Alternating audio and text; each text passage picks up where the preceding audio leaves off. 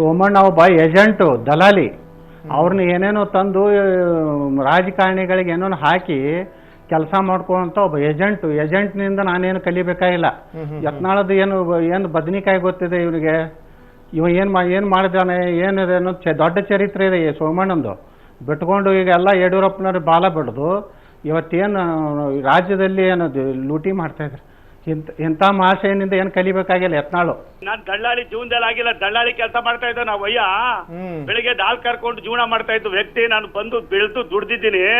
ನನ್ನ ಚರಿತ್ರೆನೇ ಗೊತ್ತಿಲ್ಲ. ಆತನ ಚರಿತ್ರೆ ಪೂರ್ತಿ ನನ್ನ ಪುಸ್ತಕ ಇದೆ. ಅವ್ರಿಗೆ ಹೇಳಿ ಯಡಿಯೂರಪ್ಪನವ್ರ ಬಗ್ಗೆ ಆಗ್ಲಿ, ಯಡಿಯೂರಪ್ಪನವ್ರ ಕುಟುಂಬದ ಬಗ್ಗೆ ಆಗ್ಲಿ, ಭಾರತೀಯ ಜನತಾ ಪಾರ್ಟಿ ಬಗ್ಗೆ ಆಗ್ಲಿ ಹೇಳೋಂತ ನೈತಿಕತೆ ಇಲ್ಲ. ಏನಾಯ್ತಾನೆ ಯತ್ನಾಳಲ್ಲಿ ಹೋಗಿ ಅವ್ರ ತಾಕತ್ತಿದ್ರೆ ಬೆಂಗಳೂರಲ್ಲಿ ನಿಂತ್ಕೊಳಕ್ ಕೇಳಿಲ್ಲ. ನಾನ್ ಬಂದು ಎಲ್ಲಿ ಬೇಕಾದ್ರೂ ನಿಂತ್ಕೋತೀನಿ, ನಾನು ಎಲ್ಲಿ ಬೇಕಾದ್ರೂ ನಿಂತ್ಕೋತೀನಿ.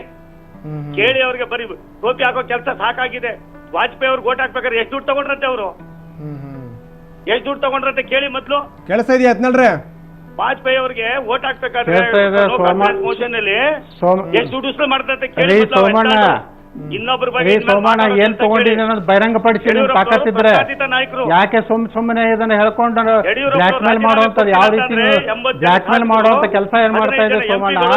ಅದು ನಡೆದಿಲ್ಲ ಸೋಮಣ್ಣ. ಅದು ಜೀವನದಲ್ಲಿ ಯಾರ ಜೊತೆ ಎಲ್ಲರೂ ಇದ್ರಂತ ಇತಿಹಾಸದಲ್ಲಿ ಇಂಡಿಯಾ ದೇಶದಲ್ಲಿ ಮೊದಲು ಸಂಸ್ಕಾರ ಕಲ್ತ್ಕೊಳಕ್ ಹೇಳಿ ಆತನಿಗೆ ಸಂಸ್ಕಾರನ. ಅವ್ರ ತಾಕತ್ತಿದ್ರೆ ಸೋಮಣ್ಣ ಏನೋ ಹೇಳ್ಕೊಂಡು ಪಾರ್ಟಿದಿಂದ ಹೊರಗೆ ಹಾಕುವಾಗ ತಾಕತ್ತಿದ್ರೆ ನೀವು ಹೇಳ್ಬೇಕಾಗಿತ್ತು. ಯಾಕೆ ಹೇಳಿಲ್ಲ? ನನಗೇನ್ರಿ ಅಧಿಕಾರ ಇದೆ? ಮಾನ ಮರ್ಯಾದೆ ಇದು ಅಂತಾರಲ್ಲ ನೀವು. ಸರಿಯಾಗಿ ಹೇಳಿ ನಿನ್ನಿಂದ ಏನು ಕಲಿಬೇಕಾಗಿಲ್ಲ.